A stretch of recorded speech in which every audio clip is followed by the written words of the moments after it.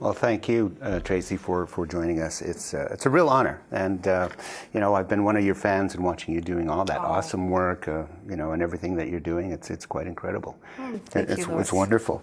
A lot of your work has really examined Indigenous women within Indigenous societies and some of the issues and some of the history that Indigenous women have within our communities. And in one of our last webinars, we had talked about and I touched very briefly on it, but Indigenous women and how we had placed them within our societies prior to colonization, and that really piqued a lot of interest for some folks. So I said, we have to bring someone in here who can talk about those specific things a bit more focused. So first question I have for you, in terms of gender roles in Indigenous societies, how do or did Indigenous societies conceptualize, define gender, assign, or communicate gender identity?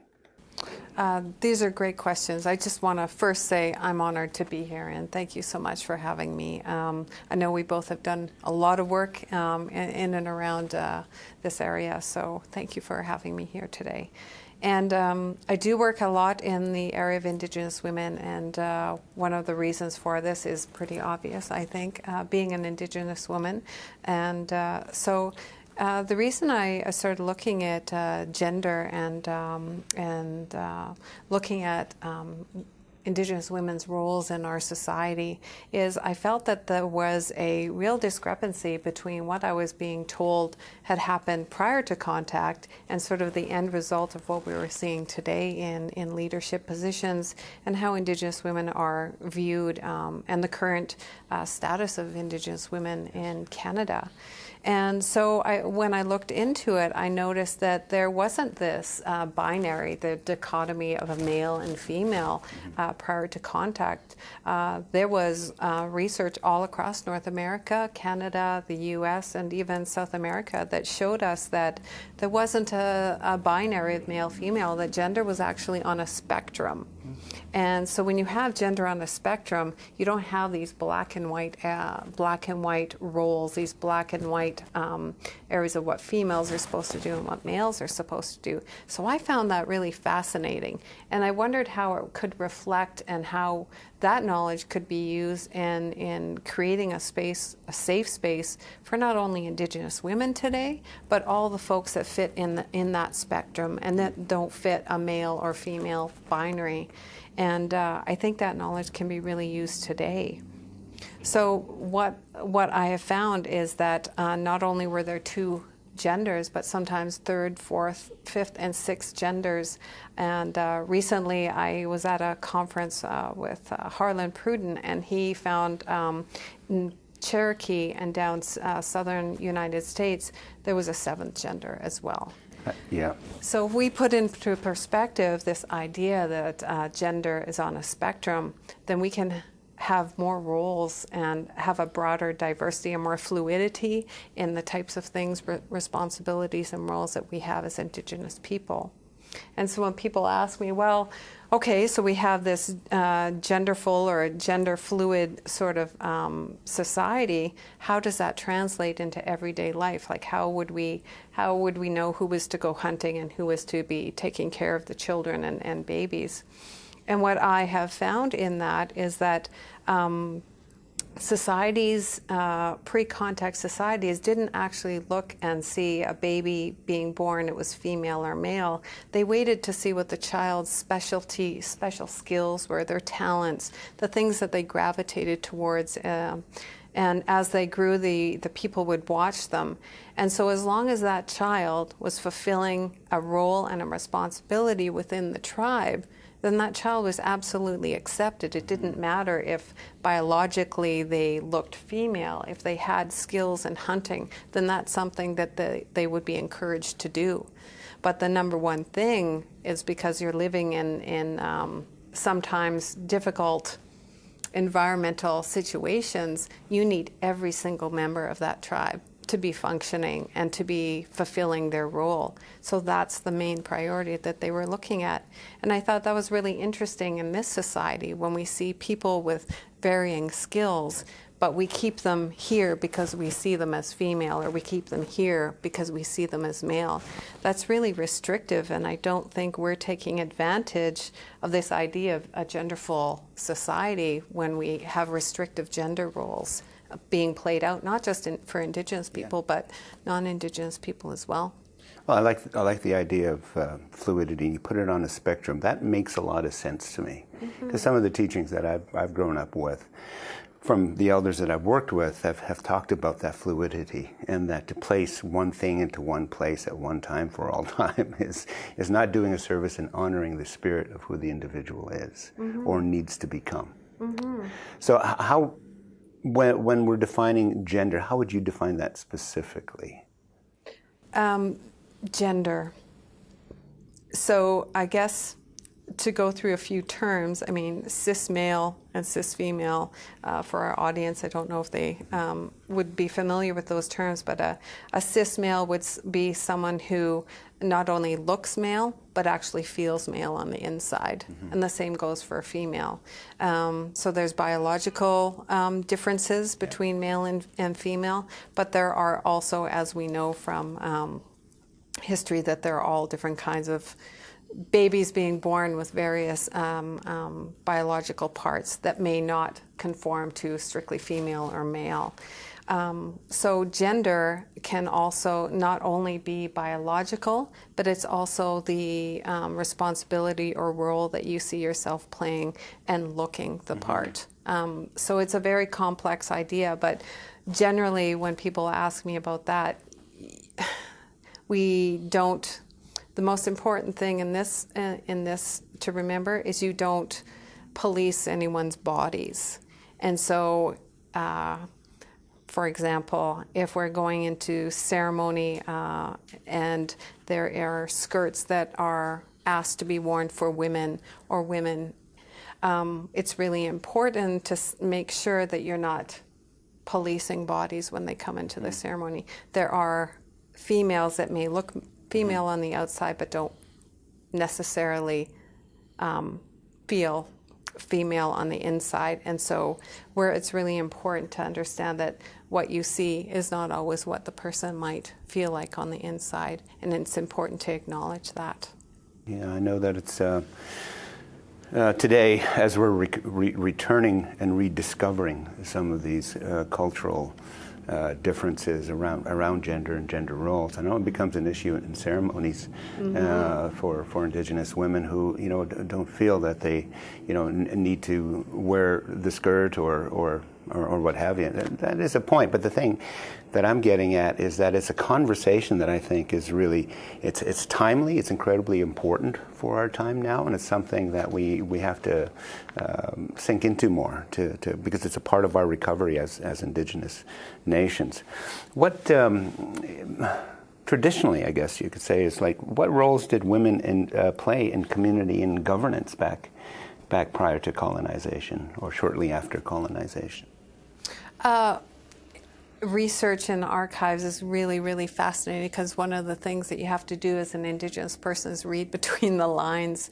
A lot of what was written were by European anthropologists and historians, and so coming with a male perspective, these anthropologists aren't entirely cognizant of the roles that women played, and so they wouldn't necessarily write down all the things that women did, deeming them unimportant at that time, in that time period. And so for researchers like us, we have to kind of read between the lines. And some of the things that I've found, and other researchers have found as well, is that when we are talking about women and men's roles, especially in governance and leadership, that there was a really great balance, and there might have been on the outset in certain societies, say for instance Cree societies, male leaders, significantly male, so they would be male, but what people didn't see in the back happening was the women who were choosing the male leaders, or motivating them or encouraging them in certain ways.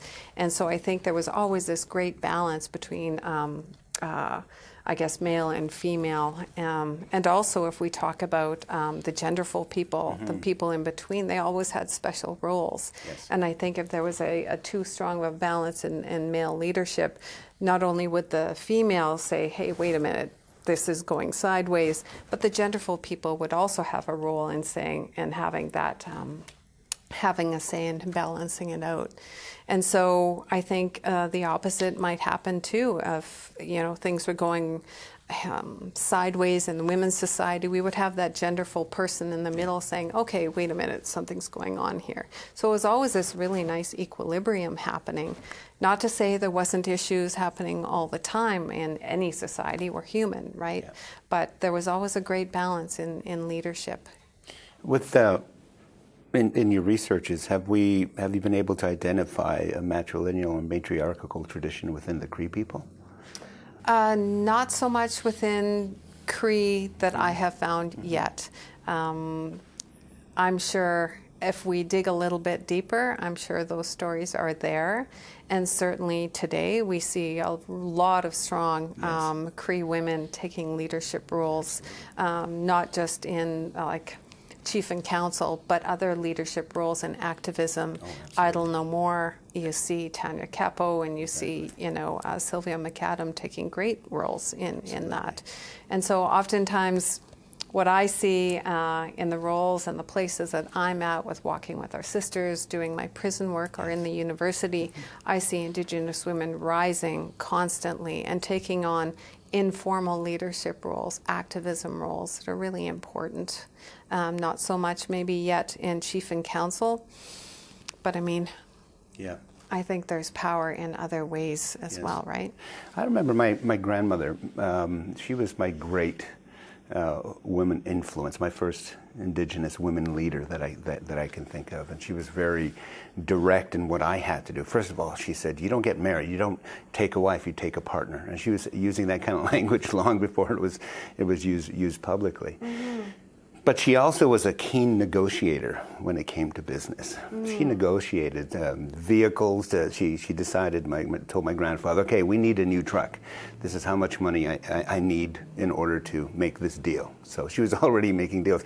But and doing a very limited research in my own way, I found that Indigenous women were really critical back in the day to the trade, starting with the fur trade. Absolutely. Can you speak a little bit about that? Absolutely. I think that's something that we forget often in history. It's not written about again, right? So what I've seen is this, many history books show us that they come from a deficit model, right? They think Indigenous women didn't have agency. But what I've seen, especially in the fur trade, Indigenous women absolutely had agency. And we talk about the mariage à la façon du pays, the country wife. Yes.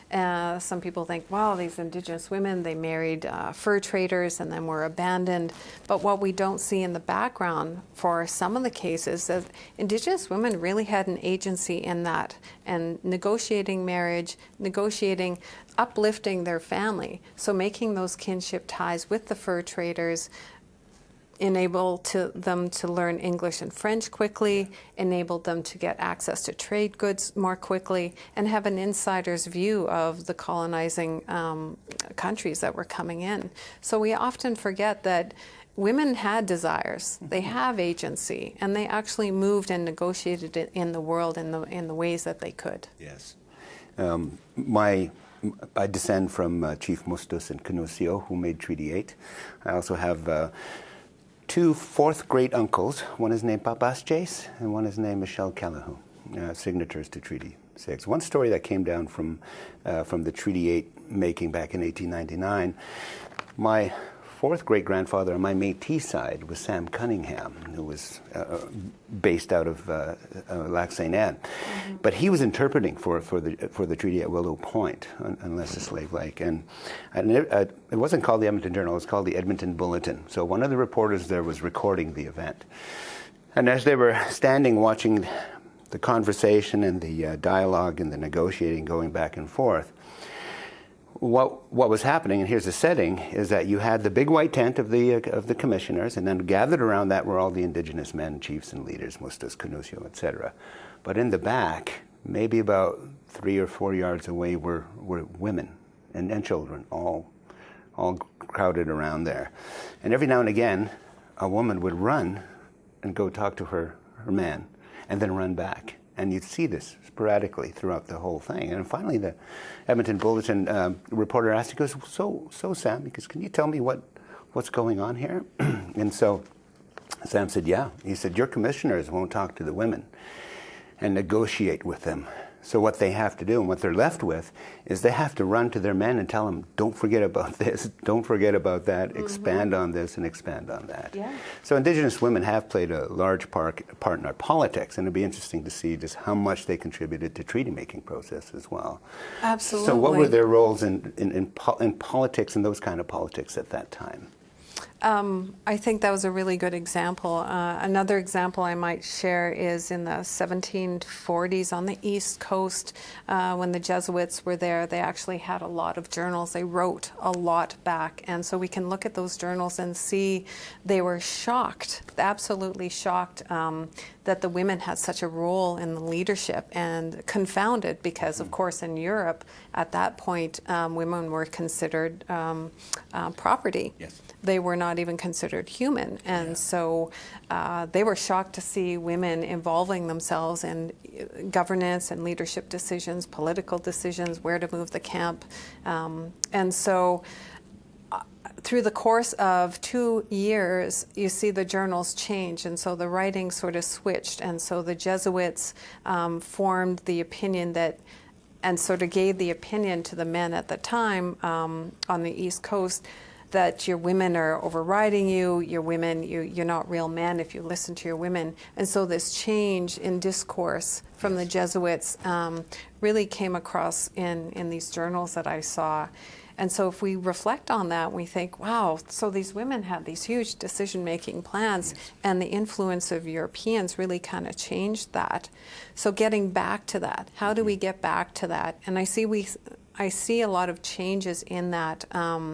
Women are taking leadership positions in every single manner and all across the board. And more Indigenous societies are coming to recognize that this is an important equilibrium that needs to be taken back. One of the most obvious questions is, why would the colonial powers target Indigenous women back in those days? What do you think was a motivating factor for that?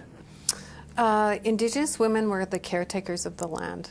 Mm-hmm. And the most important thing for colonizers at that time was to take the land.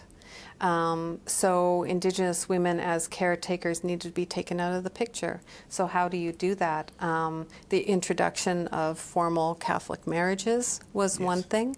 So that was a really... that policy or sort of religious right was really important to place upon Indigenous society. So one, you would take the woman out of the picture because the man would then be granted the property of her family. The children would be property under that as well. But one thing about the integration of the European marriage upon Indigenous people was this individualism. So this smaller family, nuclear family, was singled out as being important. So you have the marriage, and then you have the children, and then you have the man owning the property. That way, that individual piece of property could be bought and sold as well, instead of ownership of the land and the caretaking of it. So we know that we have a lot of kinship networks. We're responsible to not just your mom and dad and your children, but a larger network of kin and relationship building. And that is something that would not work in a capitalistic society, right? You need an individual. And so that was one of the first things. Of course, we have the Indian Act that happened that really decimated and took a real big chunk out of Indigenous women's agency in law. And I'm not sure if the audience realizes, but the Indian Act until 1985, if an Indian woman who had status was to marry a non-status man or a European man, she would automatically lose her status. And the opposite would occur. So if an Indigenous man married a white woman or a non-Indigenous woman, she would gain status as well as their children. And so that really took the legs out of Indigenous women's agency and ability to lead. I could see how that attack or that purposeful deconstruction of an Indigenous society and the results that it would have, and we're living with those results today. Indigenous women were central to our trading traditions, because when a European trader would come in and take a country wife or a wife, it wasn't just the one person to the one. He knew that he was marrying into a whole network of extended family and other people that really helped in the economy of the fur trade in the first 250 years of Canada. And that's often forgotten, again, how important of a role that Indigenous women had in politics and trade in the very heart of the community. You've mentioned a couple times now that we're seeing that resurgence, the stepping forward of Indigenous women into many roles. And I think the university, or pretty much any university, there's more Indigenous women as students than there are Indigenous men. Yeah, absolutely. Not just in undergrad, but in graduate levels, MAs and PhDs graduating are 80% Indigenous women compared to men. 80%? 80%. Wow. Yeah, absolutely. One of the things that's important to mention as well when we're talking about leadership is this idea of women reclaiming that back. But one of the challenges, I think, for Indigenous women leaders and activists is the tenuous idea of women as being somehow not as equal. And so I think Indigenous women have a long way to go, not just in European or Western society, but also within our own communities, getting back to our rightful place as leaders and having that equilibrium again. We know that our societies in the past didn't exclude people, that it was inclusive. And one of my elders often says there's no closets in a teepee. So, you know, we had a place for everybody because we had to. We lived in harsh environments, and so we needed everybody in the tribe, like I said. So it doesn't make sense that you would exclude someone, that you would need everybody to be a part of that to thrive and survive. So we're starting to see more of that leadership growth. And all we have to do is look to the Canadian Native Friendship Centers. That whole urban Indigenous movement really was born very much from the women who were denied their rights back into their communities. And it's I think it's one of those great untold stories of the resiliency of Indigenous women. Once, even though the cause and the effect was quite negative, they came out in a form of resistance still to maintain their identity within an urban setting. So, how are Indigenous women resisting colonization today? Wow. So a lot of people see resistance and resilience as this big word. So, chaining yourself to a Kinder Morgan cat or a pipeline. But and there is that too. There is that activism. There is the flash mob round dances, all those types of things. But what about those little things that we see and do every day as Indigenous women? The loads that I see many Indigenous women carrying, it's absolutely quite remarkable. I teach at the university and just taught Indigenous feminism and women 400 level course, and 2/3 of my class were Indigenous women, which was absolutely fantastic. But listening to their stories, it was really valuable for other students in the class to have an understanding that, and I used this analogy before, that for me, my Indigenous students and many Indigenous women are just these icebergs, and they have you just see this little tip and they're in school and they're doing what they're doing and they're being successful, but underneath they're carrying a huge load.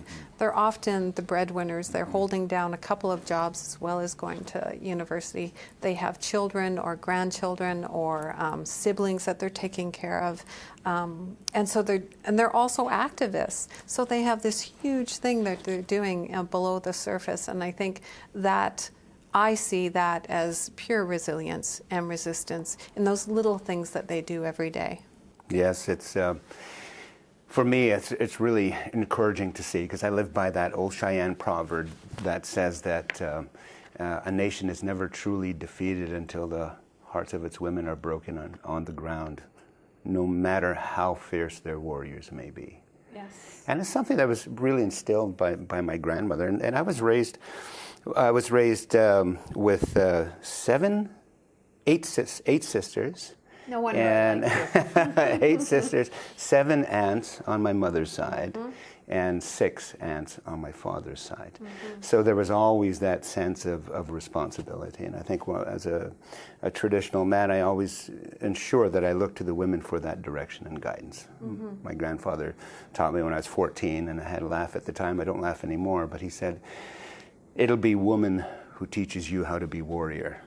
You know, these are great values to be able to instill in yourself, and I've instilled those in my children too, to carry that in our heart, because our women have really suffered the most in terms of our society, and they have a lot to do to help rebuild the nation. And to hear these numbers at the university and universities across Canada, I think is really a sign of hope. But what are some of the signs of hope that you're seeing in the work that you do? I guess since I've been at the university since 2002, I've seen a growth in Indigenous women enrolling and succeeding, going to law school, getting more graduate programs, MA and PhD. It's not even something that they're like, oh, maybe I'll do that. They're in their second year undergrad and they're like, okay, I'm going to go to law school. Okay, I'm doing this master's in this program. And I absolutely adore the students that come. Where else do I see it? Other aspects of my life that I work in is walking with our sisters. This art memorial that's been going across Canada and down into the States since 2013. Yes. And so we're going into communities and we're seeing this galvanization of community. So before we get there, there's a year of preparing, and it's often pushed forward by Indigenous women. So we get to the community, we prepare for the install. We have women holding ceremony, holding pipes, and then hundreds of volunteers coming to honor and remember missing and murdered Indigenous women. It's really quite a powerful thing to see. Another site, I was recently at a conference with all these amazing Indigenous women and looking around in the room, and you know, there was 10 of us that had our PhDs, 2 were lawyers. And education is just one aspect of being successful. Of course, we have activists all over the place doing amazing work. So I was at this conference, and this woman was she was a clinical psychologist, and she was talking about stats and things. And her husband, she has 4 kids, and her husband was in the audience with the baby. And as she was talking to this 100+ audience, the baby started crying, and the husband was like trying his best, but she just waved him over calmly, took the baby, put a sling on, and as she was still talking about this complex topic, she started breastfeeding, never missing a beat. And I'm like, that is an amazing woman right there. She didn't blink an eye, burped the baby, and then handed it back and went on with her talk. It was remarkable. I had the honor of taking my daughter with me to Standing Rock, and so we spent a few days there. What I found striking is that while this was the movement born by the Standing Rock Sioux, they certainly owned that responsibility. What was interesting for me is that I was able to see almost immediately the roles that men and women were playing at that time. And so when we were brought in, they would ask us a couple questions at the gate. You know, what are you here for? Are you here to support? Are you here to do this? Or are you media, right? So we said, we're here to help, to support. And they said, okay, if you want to support, then you go to this, they called it the bubble. It was a great big golf dome sort of thing. And that's where everybody would meet because it was a big space. And they would do orientations like every hour and a half or something like that. So we went in. And there's a number of us standing around waiting for instructions. And it was the women who came out and told us some of the background, the history, and said, if you want to help us, we have tasks for you to do. Because everybody wants a revolution, but no one wants to do the dishes.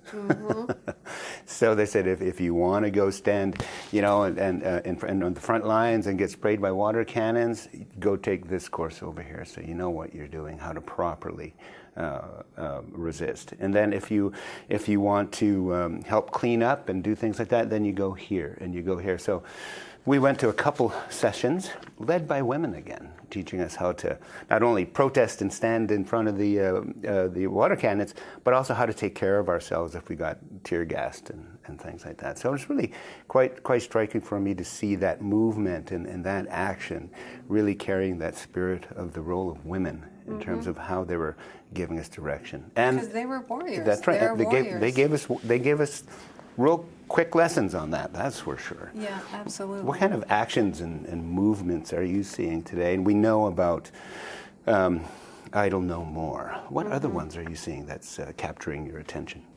The Kinder Morgan pipeline. Obviously, we have a lot of women chiefs standing up. I just saw a podcast today, actually. Yes. So there was an Indigenous man on one side promoting it, and then an Indigenous woman saying, this is not going to happen, not on my watch. Yes. And so we see it with that. I see it with the Christy Belcourt and Isaac Murdoch and their protests across Canada as well.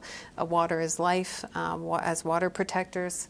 All across Canada, we're finding Indigenous women becoming, not in any official way, but claiming this water protector role. Yes. And knowing that coming back to earlier when we talked about caretaking of the land and that was taken away, that's being reclaimed again, despite the ownership and property laws that we have today under the Canadian state. We're still responsible for that water. We're still responsible for caretaking of this land that we're on. And despite them not owning it officially, they're still caretaking for it. Yes. And you see women on the front line doing all of that kind of work every day, walking across Canada, bringing awareness to what we're doing to our waterways and our environment. That's right. There's very large water walks happening around the Great Lakes as well, led by women, of course, and again, carrying out their traditional roles. And I think that's an important point to make, is that these resistances, these movements, these actions isn't about Indigenous people getting a larger piece of the action. No, not at all. It certainly is about the roles and responsibilities, once again, Indigenous women have in our societies. And of course, men as well, because we're learning how to take our place respectfully and properly within these actions. Absolutely. And on that point, I think there's still so much work to be done with Indigenous men understanding, as you do, not every Indigenous man has the honor to be raised as you did within women, strong Indigenous women. I still think there's so much more work to do. I'd like to have Indigenous men standing with me when we're doing water protecting. I love to have Indigenous men stand with me when we're doing our walk for missing and murdered Indigenous women. But the truth of the matter is there's not a lot out there yet. That's right. And I see that as well. And the Alberta Council for Women's Shelters and all the shelters that are across the province here, I think it's 54 of them altogether, 41 running 54 places. But what type of knowledge or information could better serve the shelters in supporting Indigenous women and their children in their care? Any ideas about how that can help to strengthen them, support them that are under care? A few ideas. A few, good. I think first and foremost, for any of you watching this podcast, this is an absolutely great opportunity for you to learn a little bit more. And anywhere you can get that type of information and knowledge, I always say to any settler ally that, you know, it's not up to me to educate you. It's up to you to educate you. And I think Justice Murray Sinclair, after the TRC, he said, we've shown you the mountain, and now it's up to you to climb it. And so podcasts such as this, Louis mentioned the Indigenous Canada MOOC. You can take it for 3 credits, which will cost you some money. You can take it for a certificate, cost you $65. You can also take it for free. And it's a really basic course on Indigenous people's history with this land called Canada. That's a start. Yes. Specifically for people working in shelters, go back to my analogy.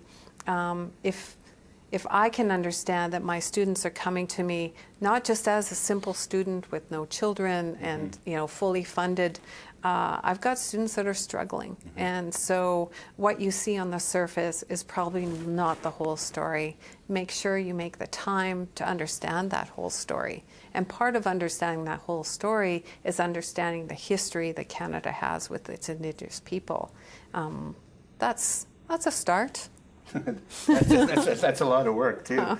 It's a lot of work, but like we said in the beginning, this is a part of reconciliation. Yes. This is a part of being a treaty person on this land, and it's your responsibility. Yes, exactly. And as ally organizations, one thing I like that the Alberta Council for Women's Shelters has done here is a part of our acknowledgement. We drafted 54 local statements of acknowledging treaty, but not just that you're on treaty this or you're on treaty that, but that relational aspect of treaty and the responsibility that comes along with that. What this office did is they decided that they wanted to add Treaty 6 into their mailing address. And so I saw that on her email tagline. Jan Reimer, the executive director, she called Wilton Littlechild, Chief Littlechild, and asked if it was okay. And he said, "Oh wow, this is a great idea." He goes, "We should start doing that." But you know, the allies are organizations are really trying to do their best to adjust to become more supportive. Any suggestions for ally organizations in terms structurally, within policy, within anything within their organizational framework that they can do to be more responsive and supportive allies? Not understanding their policies and structures fully. I think generally there's a few things I can think of is showing up. Showing up. Being there, I'm not an ally, so I don't know, but I've often been asked the same question, how can I be a good ally? And one of the main takeaways, I think, because I could give you a list of 10, top 10, but the takeaway, I think, is to know when to stand up and know when to stand down. And what I mean by that is standing up when from an Indigenous woman or someone being harassed, stand up, even online, stand up and make a statement. And then know when to stand down. There's platforms when you have a large audience, and sometimes, not often, allies will take that stage and thinking they're doing a good thing when there's other Indigenous people that would be able to take that platform. So know when to stand up and know when to stand down. And a good ally works in that way.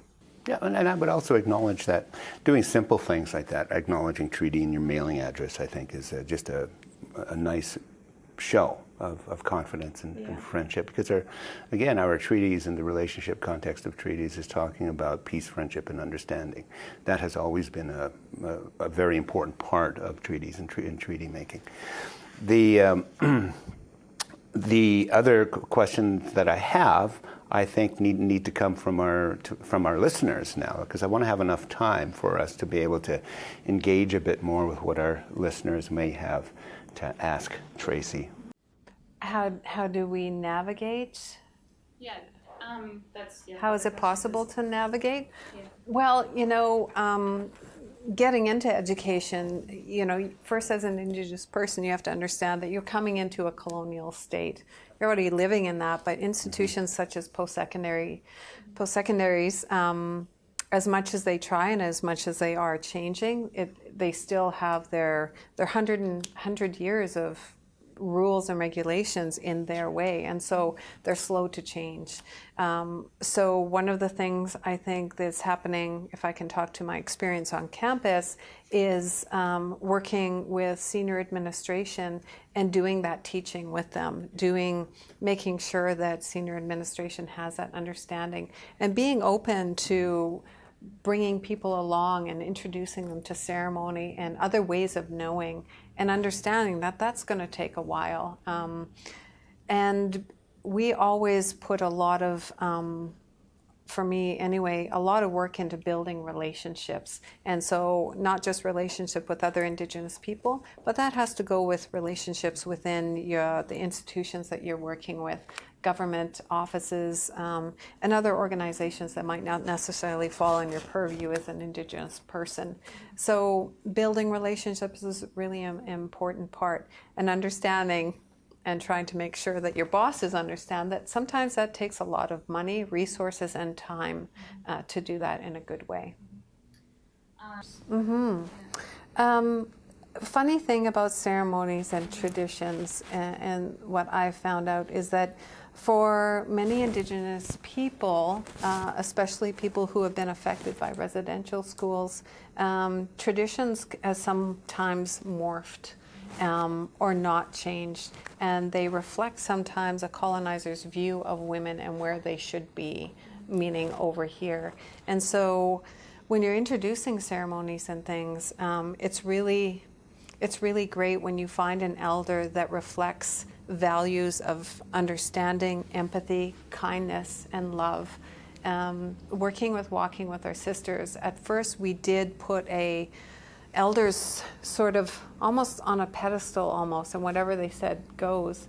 But what ended up happening was there's a lot of clashing. So what we eventually ended up doing is saying, we want to work with grandmothers. So they might not be a pipe carrier or carry all of that traditional ceremonial knowledge, but they're kind, they're empathetic, they're loving, and they're caring. And that was really important for us to walk forward in a good way. And that has worked really well since 2013. So if you're going to incorporate ceremonies, make sure that you have found a loving, and if it's women's shelters, a loving grandmother to work with you, to help guide you, and make sure that women in there are feeling safe within the ceremonial realm.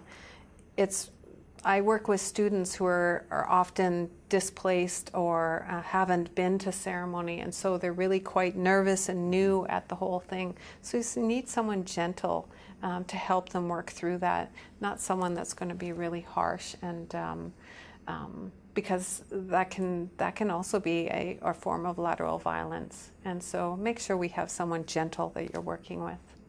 I think that you touched on a very important point there. Finding and working with people, especially grandmothers, and that is a very critical part of the work that needs to be done. And I think what we're seeing today with not only shelters but also organizations in general, in terms of how they always ask this question: how can we start to build and maintain relationships with Indigenous people and organizations in our area? Any advice on that?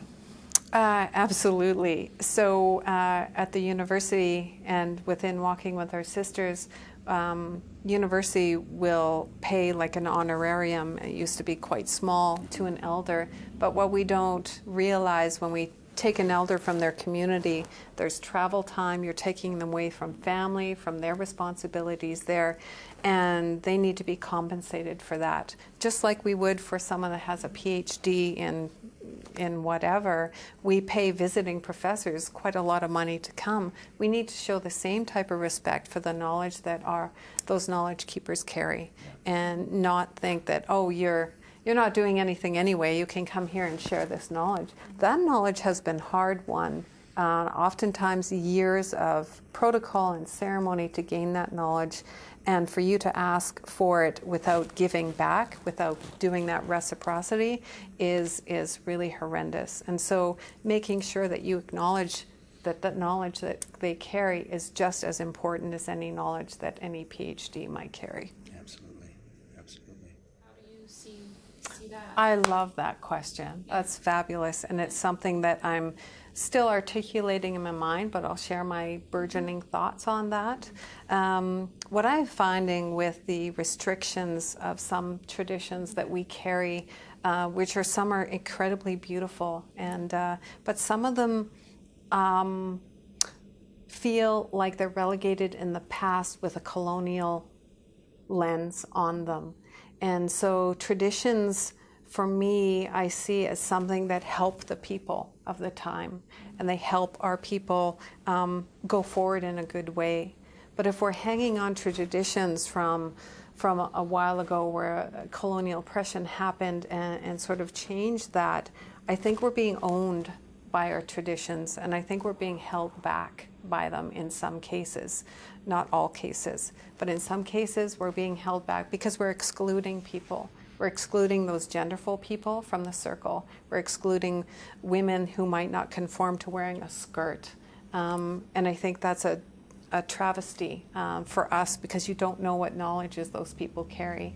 And another thing, a lot of Indigenous younger people who are in urban centers want to go to ceremony. They may be struggling with substance abuse, and then they're excluded from a ceremony that might be the catalyst to help change that. To go to ceremony, there's things that we abide by not, drinking alcohol or having any drugs 4 days. But I see some youth that are doing substances every day, and it might be ceremony that might help relieve them of that, but they're not able to go 4 days without it.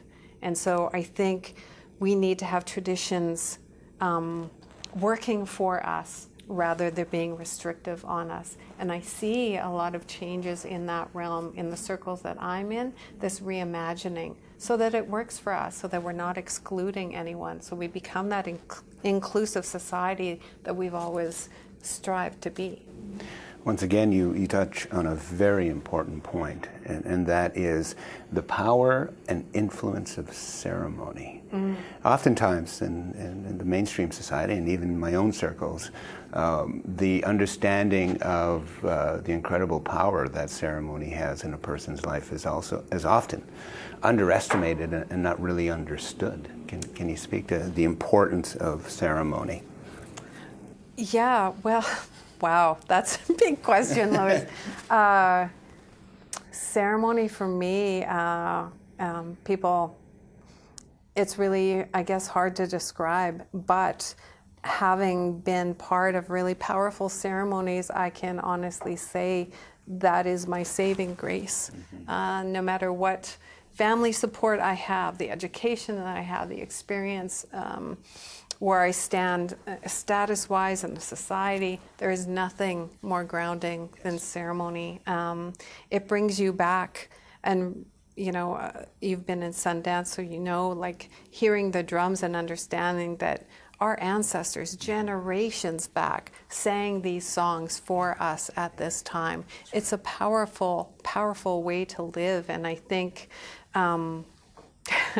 without ceremony, I'm not sure where I would be today. So this is my part of my work is bringing people into ceremony, but ceremony in a safe space, and ceremonies that can work for us rather than restrict us or exclude us. And done with reputable individuals as well. That's one of the dark sides of what we're dealing with today, is that you have a number of people who call themselves shaman, medicine people, but nobody knows who they are in the community. That's right. And I always say, go to the community and ask who does good ceremonies for this particular thing. Yeah. And listen to what they have to say. It's always been an issue that I've been very concerned of. My own commitment to ceremony really helped me to become an overachiever. because I realized, there's a lot of things to do. And again, going back to one of my grandmother's teachings when she said, when you become an Indian, she said, you will never be out of work. You'll never be unemployed because there's always something that needs to be done. That's right. And you might not get paid monetarily, No, but you but- are paid astronomically in other ways, that's for sure. Yes. Exactly. Yeah. Exactly. Any other questions? Masters in Native Studies, that's what they're on. Yes, absolutely. Come to the Faculty of Native Studies. We now have a PhD program that you can do after your master's. But there is a MOOC, I think they're calling it Mach 2, that's in production right now, and it's an extension of some of the lessons that we're doing. I'm not involved in that, so I'm not exactly sure what they're doing, but Paul Garreau is as one of the masters of that, so he'll be doing that. Well, I just want to ask one more thing, give you the opportunity to share with us, what are you doing now? What are all the things and the hats that you're wearing and everything that you do?